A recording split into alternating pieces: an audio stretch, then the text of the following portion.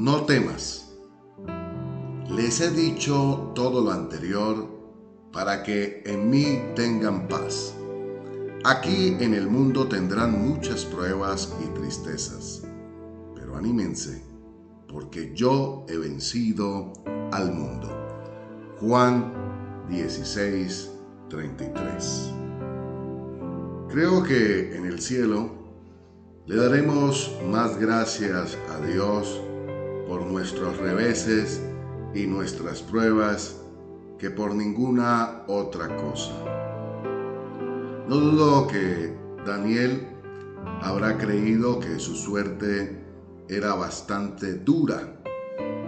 Poco habrá imaginado cuando fue puesto en la fosa de los leones que habría de ser de gran bendición para todos los pueblos de la tierra. ¿Estás pasando por dificultades? No te desanimes. Eres heredero de la gloria del Eterno y Él está contigo. Las pruebas o aflicciones que vive cada ser humano, los momentos más circunstanciales que hayas experimentado, son temporadas donde te encuentras rodeado de los seres queridos y personas cercanas. Pero sin embargo, la soledad ha tocado tu corazón y las puertas se cierran ante tal necesidad. La enfermedad te sorprende. A veces el diagnóstico es fatal. La depresión puede llegar a tu ser y no desear absolutamente nada. Y viene la pregunta que hizo David en el Salmo 13:1. ¿Hasta cuándo te olvidarás de mí? No temas. Tu oración será tu vitalidad y esperanza. No te sueltes de ella. Jesús hoy te dice: yo viví tu momento y vencí. Oremos juntos. Padre, te doy gracias por todas las cosas que me permites vivir. Solo quiero ser dependiente de ti. Ayúdame en todos los momentos y etapas de mi vida para hacer tu voluntad y amarte. Gracias, mi buen Padre, porque tú colocas en mi corazón paz. Gracias porque en medio de pruebas y tristezas, tú estás para animarme y para levantarme. Y gracias porque en Cristo Jesús yo tengo la victoria, porque el Señor Jesucristo venció al mundo. Hoy recibe gloria y alabanza de mi corazón. Te entrego, Señor, todo mi ser en adoración a ti y te doy gracias por un nuevo día de vida que me regalas, por la salud, por la familia, por todas las bendiciones, por tu bondad, por tu gracia, por tu favor. Gracias, Señor, porque tú eres bueno y para siempre es tu misericordia. Señor, coloco este día en tus manos y te pido que me permitas vivirlo para honrarte, para glorificarte y para colocar siempre todo en tu presencia y pedir tu bendición y pedir tu gracia y tu favor. Gracias por tus maravillas, gracias por el gozo de tu espíritu y gracias por el privilegio de ser tu hijo. A ti sea toda la gloria por los siglos de los siglos. Amén. Bienvenido al canal de YouTube Reflexiones desde Sion, la ciudad de Dios.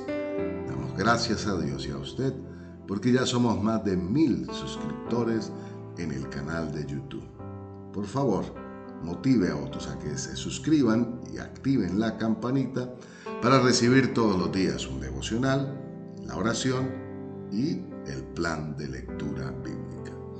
Para el día de hoy estaremos leyendo el Evangelio de Marcos, el capítulo 7, del versículo 1 en adelante. Y lo haremos en la NTV, Nueva Traducción Viviente. Y nos dice así la palabra de Dios. Cierto día algunos fariseos y maestros de la ley religiosa llegaron desde Jerusalén para ver a Jesús. Notaron que algunos de sus discípulos no seguían el ritual judío de lavarse las manos antes de comer. Los judíos, sobre todo los fariseos, no comen si antes no han derramado agua sobre el hueco de sus manos, como exigen sus tradiciones antiguas. Tampoco comen nada del mercado sin antes sumergir sus manos en agua. Esa es solo una de las tantas tradiciones a las que se han aferrado, tal como el lavado ceremonial de vasos, jarras y vasijas de metal. Entonces los fariseos y maestros de la ley religiosa le preguntaron: ¿por qué tus discípulos no siguen nuestra antigua tradición? Ellos comen sin antes realizar la ceremonia de lavarse las manos.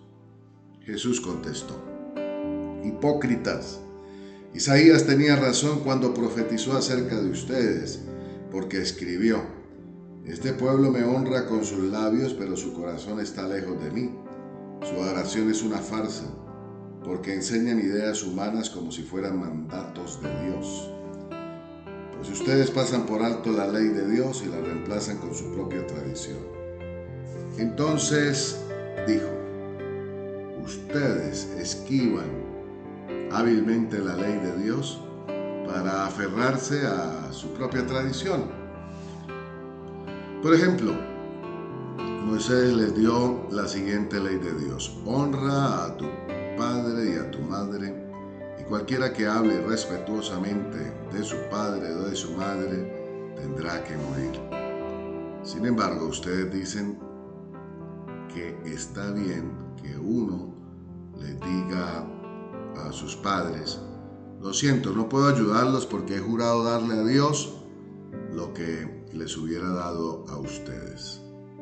De esta manera, ustedes permiten que la gente desatienda a sus padres necesitados y entonces anulan la palabra de Dios para transmitir su propia tradición. Y este es solo un ejemplo entre muchos otros. Continuamos con el plan de lectura de la Biblia en un año y ahora leeremos el segundo libro de Samuel, el capítulo 17. Y nos dice la palabra de Dios en el segundo libro de Samuel, el capítulo 17, de la siguiente manera, en NTV, Nueva Traducción Viviente. Entonces Ahitofel dijo a Absalón: déjame escoger a 12,000 hombres que salgan en busca de David esta noche. Lo alcanzaré cuando esté agotado y desanimado. Él y sus tropas se dejarán llevar por el pánico y todos huirán.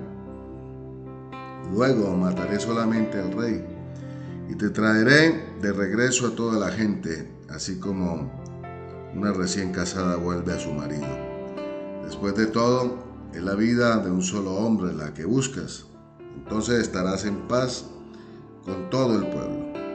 Este plan les pareció bien a Absalón y a todos los ancianos de Israel.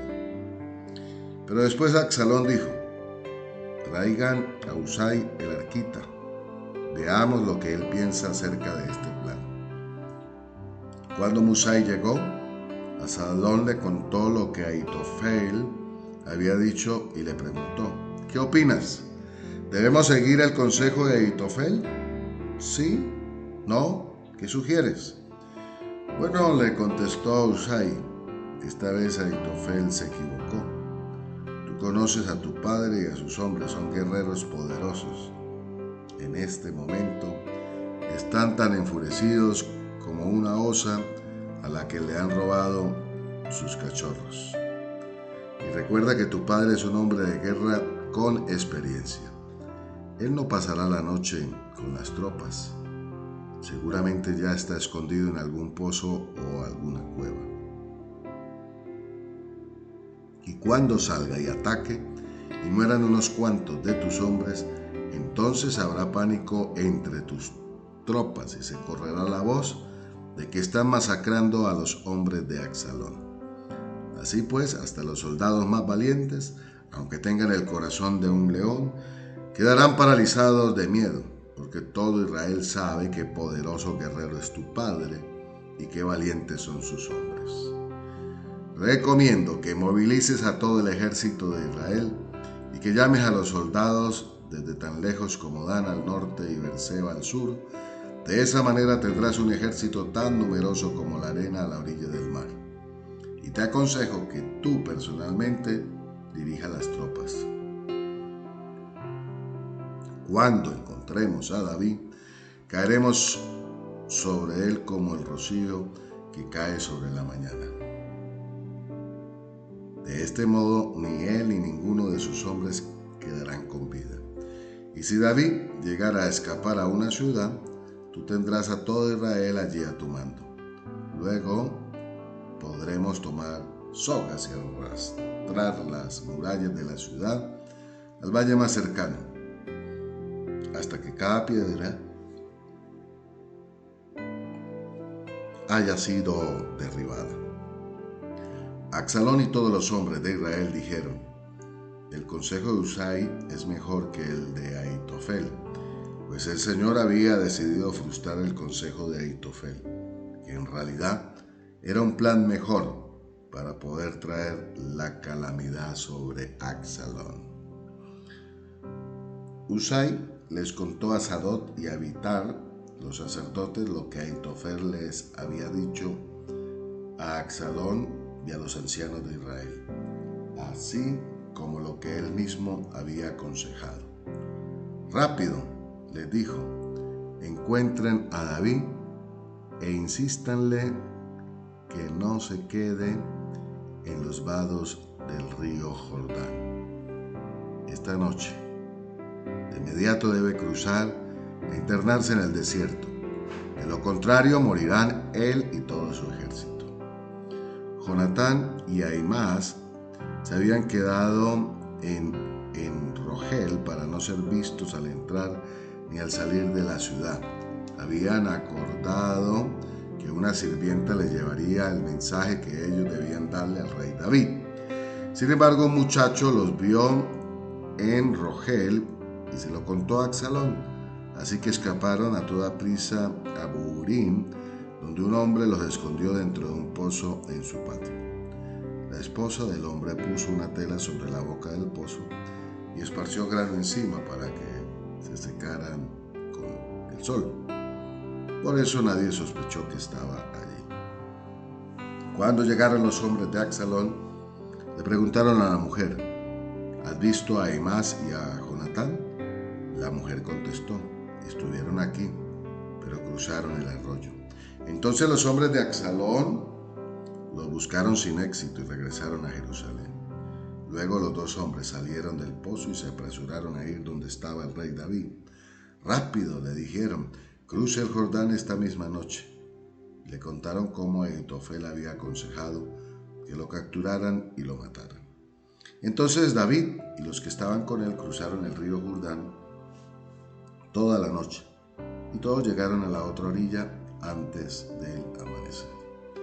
Cuando Ahitofel se dio cuenta de que no se había seguido su consejo, ensilló su burro y se fue a su pueblo natal, donde puso sus asuntos en orden y se ahorcó.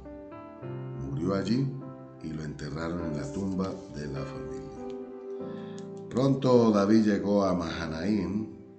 A estas alturas, Absalón había movilizado a todo el ejército de Israel y estaba guiando a sus tropas a través del río Jordán. Absalón había nombrado a Amasa comandante de su ejército para reemplazar a Joab, quien había sido el comandante bajo David.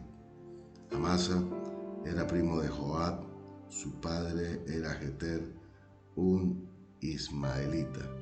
Su madre Abigail, hija de Naas, era hermana de Sarbia, la madre de Joab. Absalón y el ejército israelita armaron el campamento en la tierra de Galaad. Cuando David llegó a Mahanaim, fue recibido calurosamente por Sobi, hijo de Naas, que venía de Raba de los amonitas, por Maquir, hijo de Amiel, de Lodebar, y por Barzilai de Galaad, que era Rogelim. Ellos trajeron camillas, ollas de cocina, recipientes para servir trigo y cebada, harina y grano tostado, frijoles, lentejas, miel, mantequilla, ovejas, cabras y queso para David y los que estaban con él, porque dijeron: todos ustedes deben estar muy hambrientos, cansados y con sed después de su largo caminar por el desierto. Continuamos con el plan de lectura de la Biblia en un año y ahora leeremos el libro de Daniel, el capítulo 11, del versículo 3 en adelante, y leeremos en la NTV, Nueva Traducción Viviente. Y nos dice así la palabra de Dios. Entonces surgirá un rey poderoso que gobernará con gran autoridad y logrará todo lo que se proponga. Pero cuando esté en la cumbre de su poder, su reino será quebrantado y dividido en 4 partes. Este reino no será gobernado por los descendientes del rey, ni tendrá el poder que tuvo antes, pues su imperio será arrancado de raíz y entregado a otros. El rey del sur crecerá en poder, pero uno de sus propios funcionarios llegará a ser más poderoso que él y gobernará el reino con gran autoridad. Algunos años después, se formará una alianza entre el rey del norte y el rey del sur. El rey del sur dará a su hija en matrimonio al rey del norte para asegurar la alianza, pero tanto ella como su padre perderán su influencia sobre el rey. Ella será abandonada junto con todos sus partidarios. No obstante, cuando uno de sus parientes llegue a ser el rey del sur, éste levantará un ejército, entrará en la fortaleza del rey del norte y lo derrotará. Cuando regrese a Egipto, se llevará consigo los ídolos de ellos, junto con objetos de oro y de plata de incalculable valor.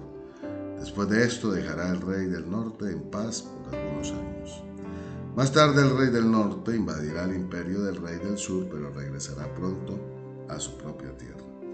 Sin embargo, los hijos del rey del norte reunirán un ejército poderoso que avanzará como una inundación y llevará el combate hasta la fortaleza del enemigo.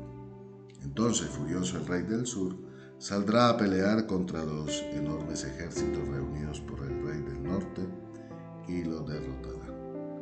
Después de arrasar con el ejército enemigo, el rey del sur se llenará de orgullo y ejecutará muchos miles de sus enemigos, pero su triunfo no durará mucho tiempo.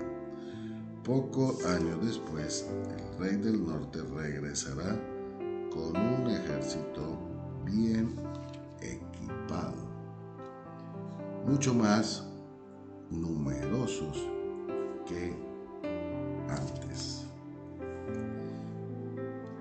En esos días habrá una rebelión general contra el rey del sur. En cumplimiento de esta visión, hombres violentos del pueblo de Israel se unirán a esa rebelión, pero fracasarán. Después llegará el rey del norte y sitiará una ciudad fortificada y la conquistará. Las mejores tropas del sur no podrán hacer frente al ataque. El rey del norte avanzará sin oposición, nadie podrá contenerlo. Se detendrá en la gloriosa tierra de Israel, decidido a destruirla. Hará planes para avanzar con la fuerza de su reino y formará una alianza con el rey del sur. Le dará en matrimonio a su hija con la intención de derrotar al reino desde adentro, pero su plan fracasará. Después dirigirá su atención a la región de la costa y conquistará muchas ciudades. Sin embargo, un comandante de otra tierra pondrá fin a su insolencia y lo hará retirarse avergonzado. Se refugiará en sus propias fortalezas, pero tropezará y caerá y no se levantará más. El sucesor del rey enviará a un cobrador de impuestos para mantener el esplendor del reino, pero morirá al cabo de un breve reinado, aunque no como resultado del enojo ni en batalla. Hasta aquí el plan de lectura de la Biblia en un año por el día de hoy. Recuerde, lo mejor del cielo aún está por venir. Esto lo desea y lo declara Omar Borges, capellán de la Distribuidora Bíblica. Bendiciones para todos.